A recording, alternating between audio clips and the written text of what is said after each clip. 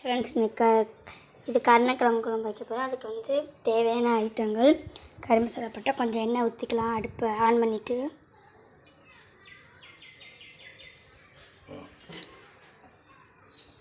எண்ணெய் வச்சுட்டு வந்து எண்ணெய் நல்லா இதுவாகும்.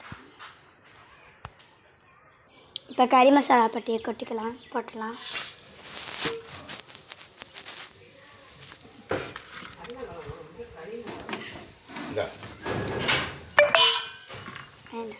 இருக்கு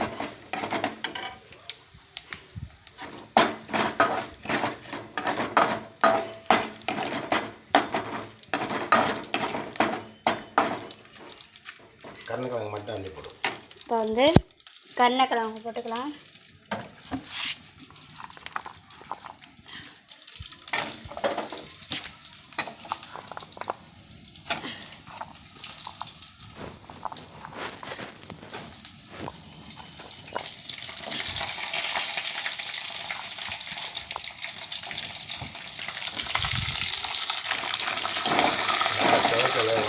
இதை வந்து நல்லா கருணக்கிழங்கு வந்து செவக்க வேக வைப்போம்.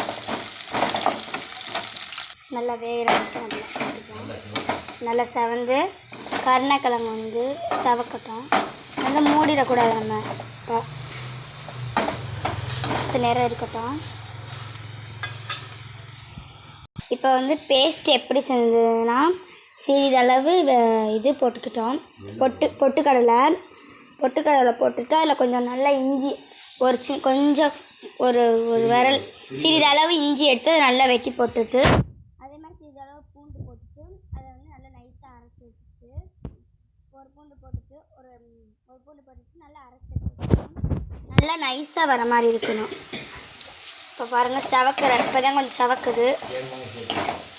தேங்காய் கொஞ்சம் சிறிதளவு சேர்த்துருக்குதுல இந்த பேஸ்ட்டில் நல்லா செவந்துருச்சு. இப்போ வந்து நம்ம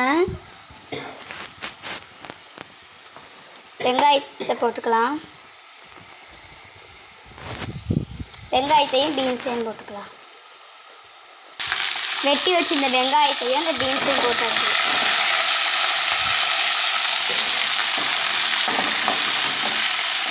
நல்லா பொரியட்டும்.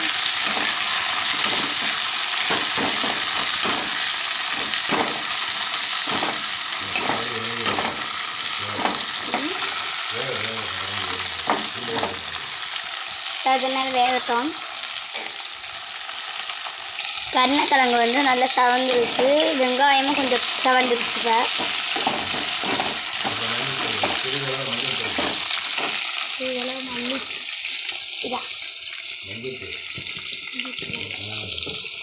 சிறிதளவு மஞ்சத்தூள் போட்டுக்கலாம்.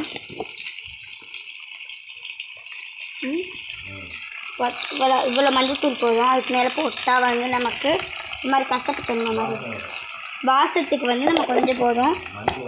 அப்புறம் வந்து நம்ம நிறைய போடணும். மஞ்சளோட வாடை வந்து ரொம்ப அடிக்கும். குத்துன்னு நல்லா வந்து கிண்டிக்கலாம்.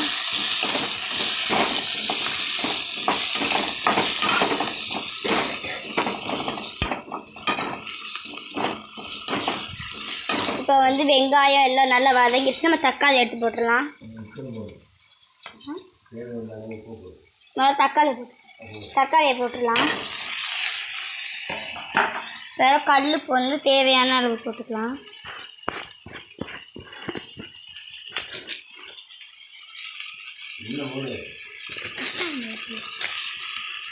இந்த உப்பு போட்டுடலாம்.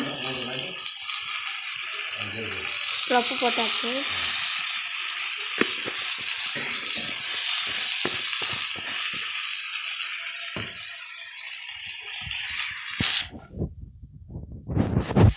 இதை வந்து நல்லா கிண்டிக்கலாம். தக்காளி வதங்குற வரைக்கும் நம்ம வந்து இது போடக்கூடாது.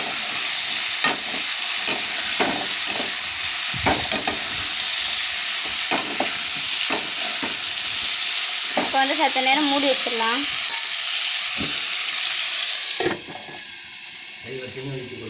இப்போ வந்து கொஞ்சம் நல்லா கிண்டி விடுவோம்.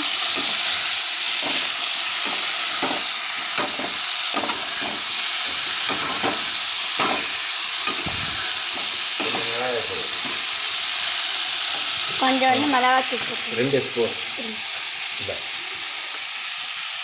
2 ஸ்பூன் மிளகாத்தூள் போட்டுடலாம்.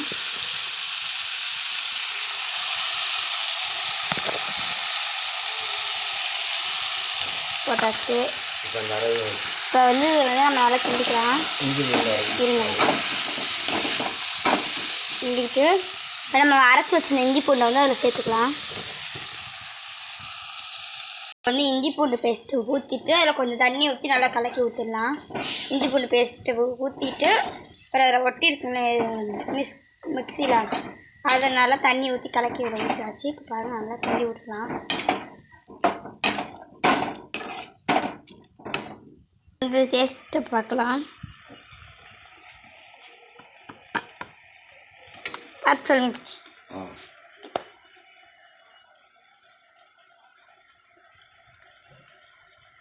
வெரி பையன். ஓகே, இப்போ உப்பு நல்லா கரெக்டாக இருக்குது. நல்லா கிண்டி விடணும், இல்லாட்டி வந்து அடி பிடிச்சிடும். அப்புறம் குழம்பு நல்லா இருக்காது.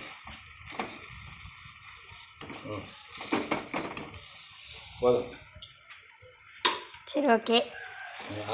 செஞ்ச குழம்பு உங்களுக்கு பிடிச்சிருந்தா இந்த வீடியோ லைக் பண்ணி, செஞ்ச குழம்பு உங்களுக்கு பிடிச்சிருந்தா இந்த வீடியோ லைக் பண்ணி ஷேர் பண்ணி கமெண்ட் பண்ணுங்கள். டாட்டா, bye bye, miss you all.